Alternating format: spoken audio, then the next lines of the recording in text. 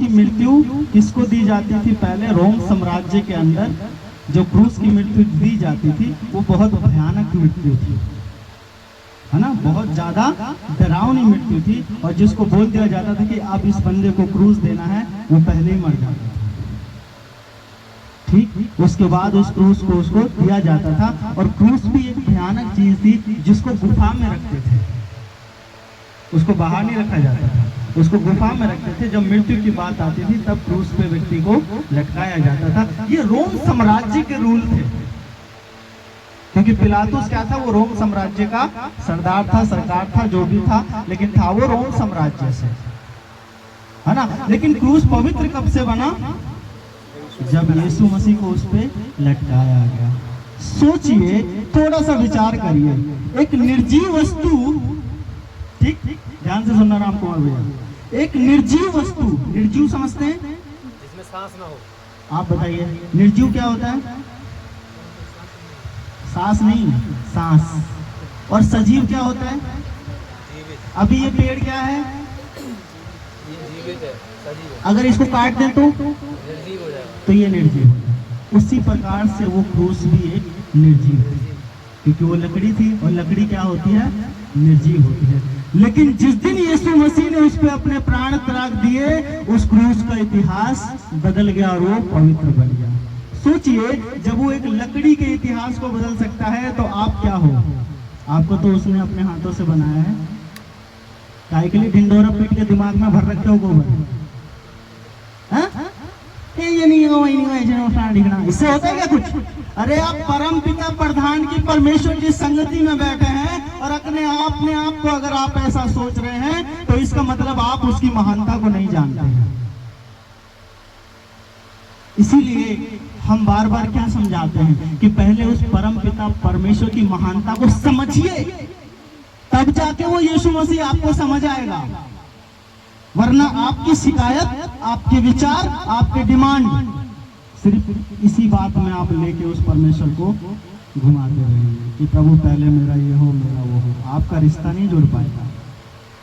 और रिश्ता जब ही जुड़ता है जब बीच में कोई डिस्ट्रीब्यूटर नहीं होता। हमारी डिमांड हमारा डिस्ट्रीब्यूटर है, और वो हमें रिश्ता जोड़ने नहीं देती है।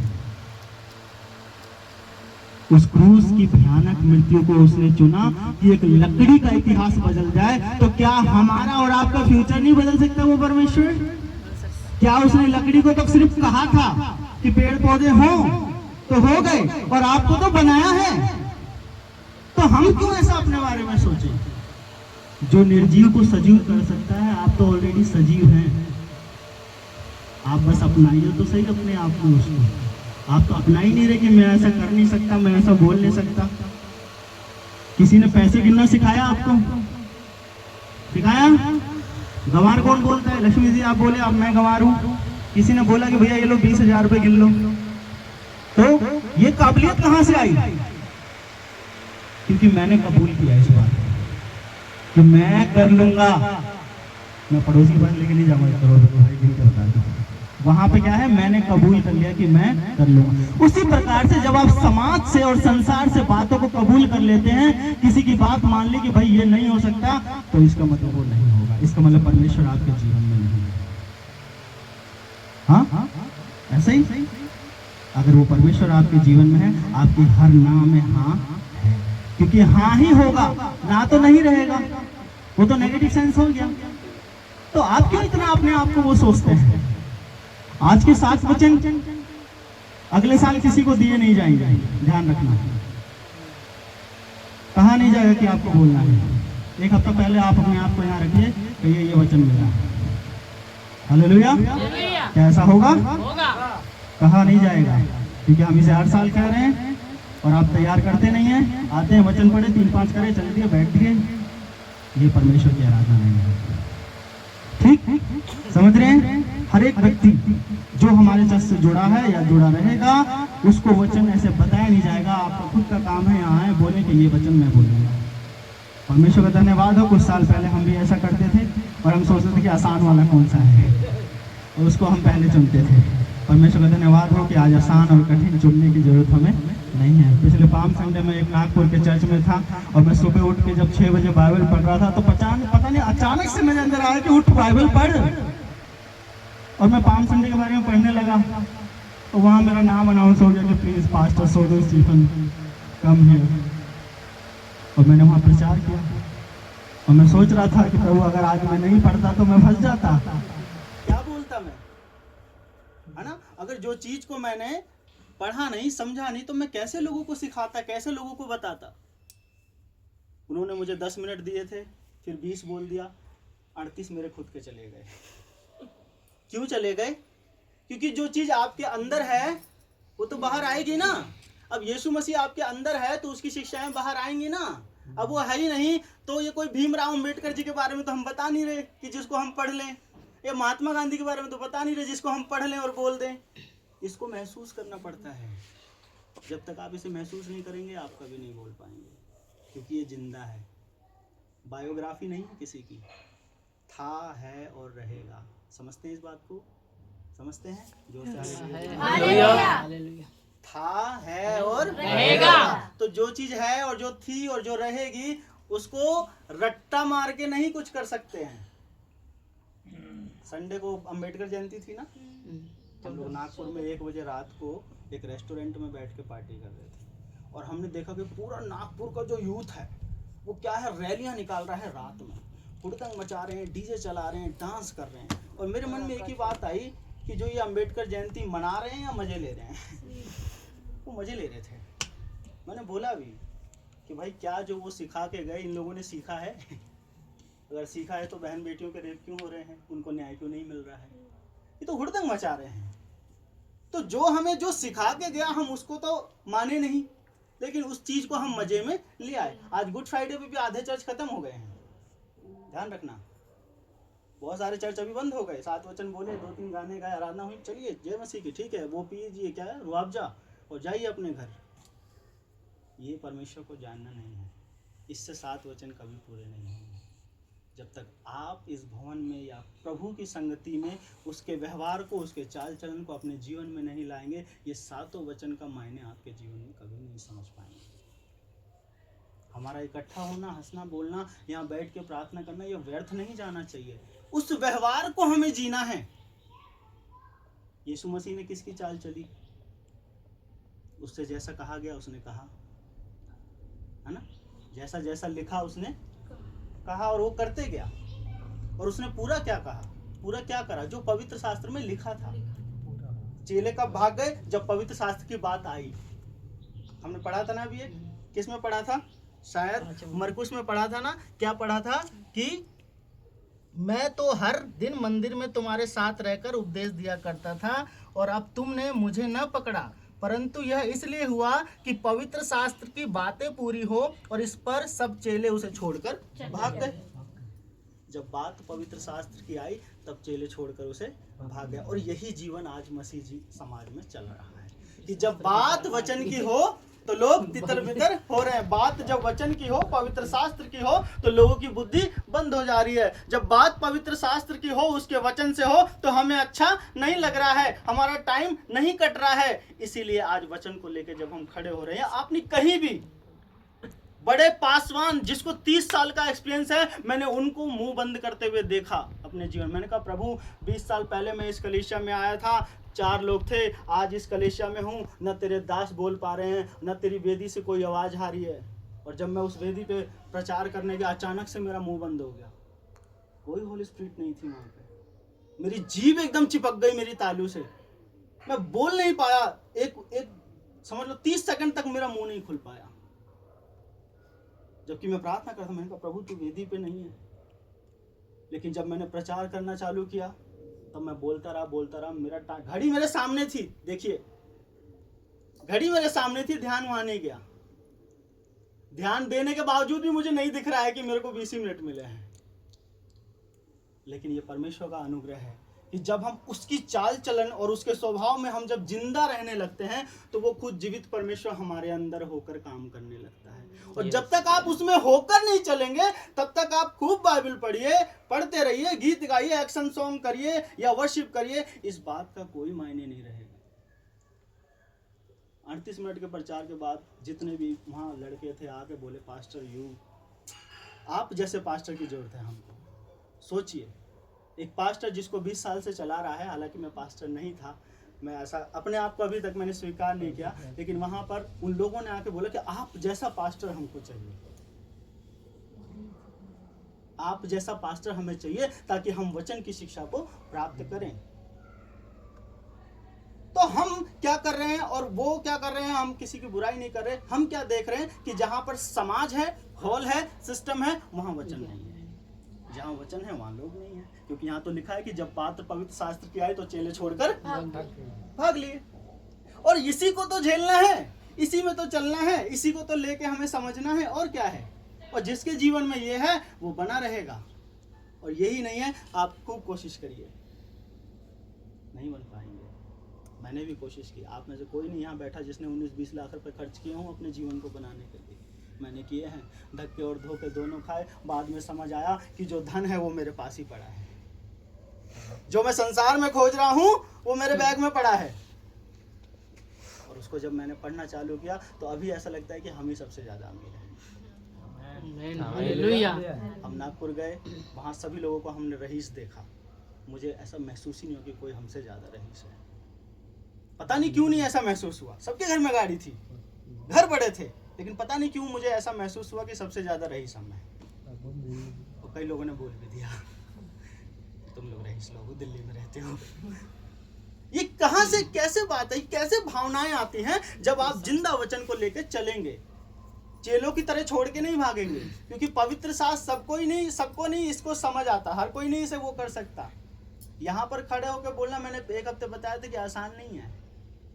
पहले अपने आप को तैयार कीजिए। 7 वचन नहीं 14 वचन बोलने के लिए आप तैयार हो जाएंगे। 7 पद नहीं, आप पूरी बाइबल बोलने के लिए तैयार हो जाएंगे। आपको समय कम पड़ेगा, लोग कम पड़ेंगे। आपको ये लगेगा कि बस मैं जो बोल रहा हूँ वो टाइम नहीं मिलना चाहिए मुझे कोई। और मैं बोल रहा था उन पास्टर जी से, मुझे टाइम मत देना। उन्होंने बोला नहीं, हमारे पास फाउंडेशन है, क्योंकि वो एक फाउंडेशनल चर्च है। और फाउंडेशन से चलने वाले की 2 गीत गाए, राना किए, और उसके बाद एक बंदा यहाँ खड़ा हो गया ये करके हो गया, जय मसीह की आमीन, प्रभु का राज जाए, खत्म प्रार्थना। 2 घंटे की प्रार्थना। इसीलिए चर्च नहीं बढ़ते हैं। सही चल रहा है। परमेश्वर की अगुवाई में चलना जरूरी है, वो अगुवाई हमारे जीवन में होना जरूरी है। तो हमें बढ़ने से कोई नहीं रोक सकता है। दुनिया के सारे काम कर लें, कोई फायदा नहीं, परमेश्वर हमारे जीवन में नहीं है। हमने सुना कि क्रूस की क्या कहानी थी, कि क्रूस क्या है, रोम साम्राज्य में बहुत भयानक वस्तु थी, बहुत भयानक एक निर्जीव लकड़ी थी जिससे लोग डरते थे। लेकिन जब यीशु मसीह की बात आई तो उसको उस पर लटकाया गया, और वो भयानक वस्तु क्या बन गई, पवित्र बन गई। इसीलिए तो आज हम लटका के डोलते हैं। क्या उससे पहले कोई लटका के डोलता था? आज क्यों हमारा चिन्ह बना है? क्योंकि यीशु मसीह ने उस क्रूस पे अपनी जान दी। वो निर्जीव लकड़ी का उसने इतिहास बदल दिया जहां पर उसने जान दी। सोचिए, आप और मैं तो फिर भी आज सजीव हैं, लेकिन फिर भी सजीव होकर निर्जीव हैं, क्योंकि हमारा मन, हमारी समझ, हमारी ये जो बुद्धि है, इसने हमें निर्जीव बना दिया है। Hallelujah, hallelujah, hallelujah. कभी ऐसा नहीं सोचना। जब वो एक लकड़ी के इतिहास को बदल सकता है तो हमारा भविष्य भी बदल सकता है। उससे पहले आपको एक्सेप्ट करना है। Hallelujah, hallelujah. अगर आपने अपने को और उस खुदावंत को अपने जीवन में एक्सेप्ट नहीं किया है तो आप निर्जीवी रहेंगे। आप निर्जीवी रहेंगे। सजीव होने के लिए जिंदा वचन, जिंदा परमेश्वर हमारे अंदर होना है, तब जाके आप सजीव बनेंगे। कोई काम उसके लिए आसान नहीं। वो किसी अमीर के पास नहीं जाके उसने सेवा करी, किसी बड़े देश में जाके उसने सेवा नहीं करी। वही 70-80 किलोमीटर की रेंज में वो घुमा फिरा और उसने चंगाई दी, मुर्दों को जिलाया, ऐसे ऐसे काम किए, और आज उसका नाम पूरे 200 देशों में। Hallelujah, hallelujah. बड़ी बात है, बड़ी बात है। आप अमेरिका जाइए, आपको हिंदू देवी देवताओं के नाम नहीं मिलेंगे। आप चाइना जाइए, जापान जाइए, आपको नहीं मिलेंगे। राम नाम को आपको जानते ही नहीं, राम कौन है। हम नागपुर रेलवे स्टेशन से निकले और हमने एक बड़ी सी वहाँ मिशनरी देखी, दीवारों पे वहाँ वचन लिखे। मैंने कहा वाह प्रभु तू यहाँ भी। थोड़ा सा आगे बढ़े, फिर हमने एक चर्च देखा बड़ा सा। मैंने कहा वाह प्रभु तू यहाँ भी। तो हर जगह हम किस बात को देखते हैं? वो जीवित है इसलिए उस बात को देखते हैं, लेकिन हम मर चुके हैं, हम अपने अंदर इस बात को नहीं देख पा रहे हैं, इसलिए हम गलत बोल जाते हैं। नहीं, ऐसा नहीं हो सकता। मैं तो ऐसे बैठ ही नहीं सकता, मेरे घोटू खराब है बचपन से, ठीक। मैं बाइबल नहीं पढ़ सकता, ये हमने माना है, उस परमेश्वर ने नहीं माना है। आपके लिए ध्यान रखना, आपके लिए उसने ऐसा नहीं सोचा है, आपने अपने लिए ऐसा सोचा है। आज 7 वचन हमें हर साल दिए जाते हैं, कोई पहाड़ नहीं है, कोई ज्यादा बड़ी बात नहीं है आपको यहाँ 10 मिनट बिताना। बड़ी बात इसलिए हो गई क्योंकि आप परमेश्वर के साथ समय नहीं बिताते हैं, और उसके बारे में वही बोल पाएगा जिसके अंदर वो होगा। कोई कहानी नहीं है जो हम याद करके आएंगे और यहाँ खड़े होकर सुना देंगे। ये एक एहसास है। क्या है ये? एहसास। और एहसास बयां जब होता है तो वहाँ पर हम टाइम और किसी चीज को, ऐसी वस्तु को नहीं देखते जो हमें रोके। कभी एहसास बयां किया है आपने किसी का? नहीं किया है? परमेश्वर को एहसास कीजिए, आपको यहाँ पे समय भी नहीं लगेगा, और ना आपको एहसास होगा कि मैं कितना समय ले रहा हूँ, और ना आपको ये एहसास होगा कि मैं गलत बोल रहा हूँ। ये सब गूगल करने की जरूरत नहीं है, गूगल से प्रचार कभी कर ही नहीं पाओगे। हिस्ट्री खोजोगे ना, इतिहास को पढ़ोगे, लेकिन जो वेदी है वो इतिहास को बताने के लिए नहीं है, वो सच्चाई को बताने के लिए है। स्टूडेंटों को पता है ना, इसीलिए तो वो साइंस पे बिलीव करते हैं। गूगल से कभी प्रचार नहीं होगा, वचन को पढ़िए, वचन बोलना है, वचन से प्रचार होगा। आप सोचते हैं कि मैं इतिहास बताऊंगा तो बाद में मुझे बोला जाएगा, अरे वाह क्या बात बताई आपने। अरे ये भी सोचिए, हमें भी पता है, ये सब गूगल पे अवेलेबल है। आपके मुख से उसका वचन निकलना है, गूगल की स्टोरी नहीं निकलनी है। गूगल पे अपडेट जो डाली है वो बुद्धिजीवी लोगों ने डाली है, लेकिन उन बुद्धिजीवी लोगों को परमेश्वर ने बनाया है। इसलिए आप पहले वचन को पढ़िए। वचन आप नहीं पढ़ेंगे तो फिर आप नहीं बोल पाएंगे। कोशिश करेंगे। शिवचंद्र भैया को मैं 2 बार से देख रहा हूँ, वो लिख ले रहे हैं, पढ़ ले रहे हैं गूगल से, आके यहाँ पे 3-5 कर रहे हैं। जो बोलना है, अरे देखिए जो हमें दिया गया है उस पर हमें बोलना है, और वो हमें गूगल नहीं बताएगा। प्रार्थना करिए और परमेश्वर से कहिए कि प्रभु मैं तेरे वचन को लेकर बैठा हूं, और ये जिंदा है, और मैं खुद भी जिंदा हूं, और मैं चाहता हूं कि तू जिंदा है तो मेरे जीवन में काम कर, तब जाके आप बोल पाएंगे। गूगल अगर मदद करते तो सारे ही प्रचारक होते। आओ भैया 20 लोग बैठो, मैं चर्च चलाने को तैयार हूं। टेक्नोलॉजी गॉड से मैच नहीं कर सकती। टेक्नोलॉजी आपके समाज और आपके संसार के लिए है, परमेश्वर के लिए नहीं है। ध्यान रखना, परमेश्वर के लिए कोई टेक्नोलॉजी काम नहीं कर सकती। म्यांमार की हालत सुनी आपने? सुनी? हांगकांग की हालत सुन रहे हैं? सुन रहे हैं? जानते हैं भूकंप आ रहा है, वो भूकंप आ रहा है। खंबे जो बड़े बड़े टेक्नोलॉजी के द्वारा वहाँ पे इंजीनियर्स और जितने बड़े बड़े बुद्धिजीवी लोगों ने अपने दिमाग लगाया, सोच लगाई, विचार लगाई, डिग्रियां लगाई, क्या वो काम आ रही हैं? नहीं आ रही हैं। तो फिर हमारा ये गूगल कैसे हेल्प करेगा प्रचार करने में? नहीं कर सकता है। इसलिए वो परमेश्वर हमारे जीवन में होना है। हम इसलिए हर हफ्ते देते हैं कि आप बोलें। आप कोशिश नहीं कर रहे हैं वो जो आपको करना चाहिए। मंडे और बृहस्पतिवार को क्लास भी लग रही है वचन की, फिर भी क्या है देखिए, जब तक मैं आपको एक छोटी सी वो बताऊंगा कि आप कैसे किसी चीज को कनेक्ट करेंगे अपने माइंड से। क्या है अभी, क्या है, प्रार्थना सभी लोग करते हैं? करते हैं? किसके लिए प्रार्थना करते हैं? हाँ, अरे परमेश्वर के लिए क्यों करोगे भाई? अपने लिए प्रार्थना करते हैं, अपने परिवार के लिए करते हैं, अपनी चर्च के लिए करते हैं। किसके लिए करते हो अभी? पर्सनल प्रेयर किसके लिए करते हो? पर्सनल। देखिए सीखना इस बात से, छोटी सी बात है, सीख जाओगे आप। प्रार्थना क्या है? ये एक कनेक्शन है, ठीक? क्या है? कनेक्शन। इस कनेक्शन को हमें उससे जोड़ना है जिससे हम प्रार्थना कर रहे हैं। पहली बात, ठीक? प्रार्थना क्या है? एक कनेक्शन है, और इस कनेक्शन को हमें उससे जोड़ना है जिससे हम प्रार्थना कर रहे हैं। और जिससे हम प्रार्थना कर रहे हैं, मेरा उसके साथ जो कनेक्शन है, इस बीच में कुछ नहीं आना चाहिए। अगर इस बीच में अपने अपने प्रेजेंट को, भविष्य को, अच्छी नौकरी को, अच्छे घर को, अच्छी गाड़ी को ला दिया, तो फिर आप प्रार्थना तो करोगे, कनेक्शन नहीं बन पाएगा।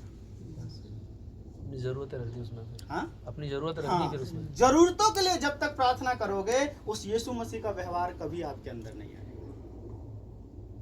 क्योंकि दिन भर हमने संसार को देखा, संसार की बड़ी बड़ी सफलताओं को देखा। रात को जब हम घुटनों पे गए तो हम क्या बोल रहे हैं? प्रभु वैसा वाला, वैसी वाली। अब प्रार्थना किससे कर रहे हैं? परमेश्वर से। अब उसका और मेरा कोई कनेक्शन ही नहीं है। और जिस रिश्ते में डिमांड होती है वो रिश्ता बन नहीं पाता, मालूम है ना संसार में। तो परमेश्वर से कैसे बनेगा?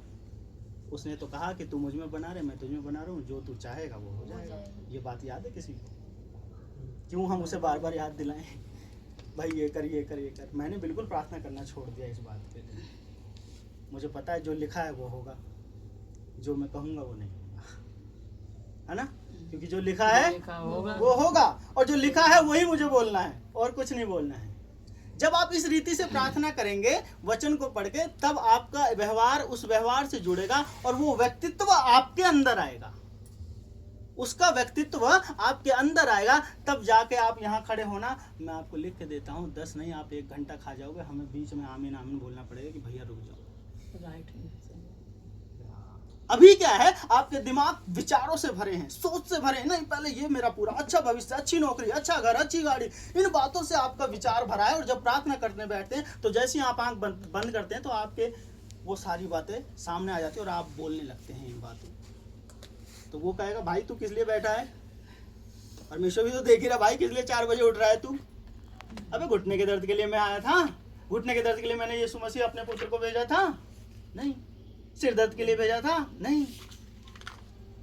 सबसे पहले हमारा रिश्ता अगर उस परमेश्वर से बन गया है, मैं सच बता रहा हूँ आपको, किसी चीज़ की डिमांड करने की जरूरत नहीं है।